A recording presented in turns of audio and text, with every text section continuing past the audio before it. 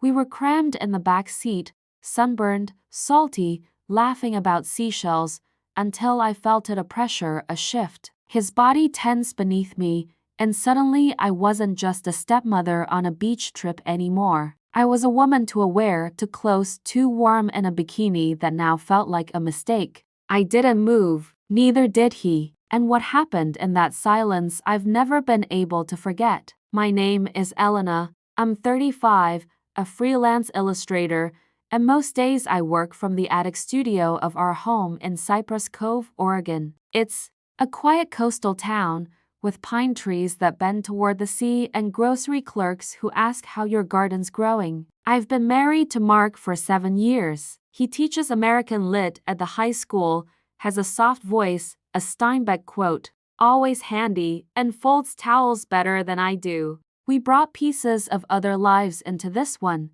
I brought my daughter, Lila, who's 11 and endlessly curious, and he brought his son, Ezra, who's 19, quiet, polite, always holding the door but never quite letting you in. At first, I called him Buddy, that faded. Now it's just Ezra. We coexisted in respectful silence until something began to change: late-night pickups, early morning chore routines, and I started noticing not just what he did, but how he noticed me. Last weekend, we took a family trip to Echo Lake. Mark, Lila, Ezra, and my college friend Bree. It was meant to be a getaway, nothing big, just a few hikes, some granola bars, and a lot of pine needles. But something happened on the way home, something I couldn't unfeel. 5 hours on the road, traffic somewhere outside Redding, and Mark insisted on driving. He always does, nervous about mountain curves. Bree rode shotgun,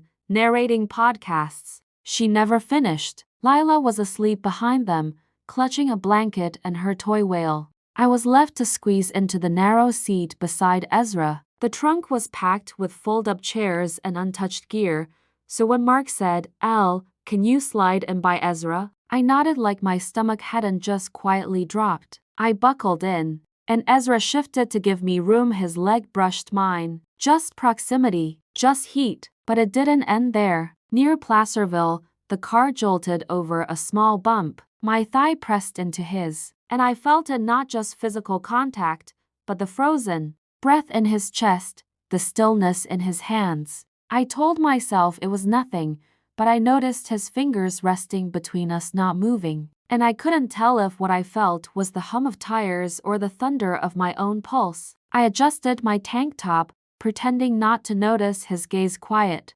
restrained, but so present, and for the first time in years, I felt seen, not as Lila's mom or Mark's wife, but as someone else, a woman. The light through the window caught our reflection. He wasn't looking at the road, he was looking at me. We stopped at a rest area. Bree stretched, Lila went to the restroom, Mark checked the tires, and Ezra stayed behind with me. I rolled down the window, breathing asphalt and silence. "I think I made things weird," I said. He opened his eyes slowly. "You didn't," he replied. "You sure?" I asked. He didn't answer immediately, just looked. The kind of look that doesn't push but waits. "Elena," he said, so quietly I almost missed it. "Did you feel it too?" And the breath caught in my throat, because I had. I leaned slightly toward him, the center console digging into my side, and his hand brushed my knee. This time, it wasn't accidental. I didn't pull away. I kissed him once, but it lingered,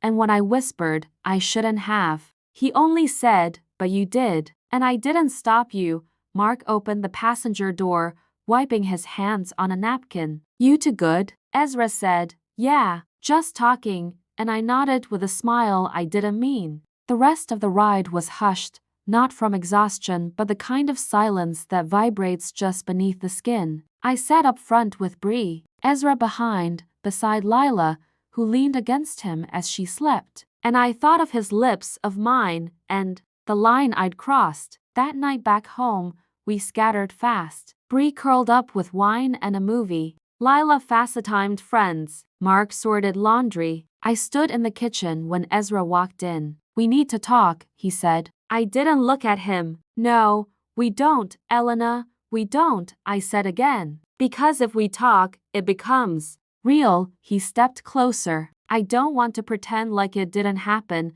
I rinsed out the cooler, not meeting his eyes. We pretend all the time. He asked quietly, did it feel like pretending to you? And I didn't answer. I didn't trust myself to. That night, I climbed into bed next to Mark, who wrapped his arm around me like always, and I stared at the ceiling wondering if silence was sometimes the biggest betrayal of all. The next morning, we ate blueberry waffles and passed the syrup. Like nothing had shifted. Ezra looked at me once, just once. I looked away. In the days that followed, we didn't talk about it not once. But we also never returned to what we were before. Every glance held something heavier. Every laugh cracked just slightly at the edges. One night, we went through photos from the trip. In one, I'm mid-laugh beside him, and he's looking at me, not the camera, just me. And I knew in that moment that even if no one else ever saw it, we did.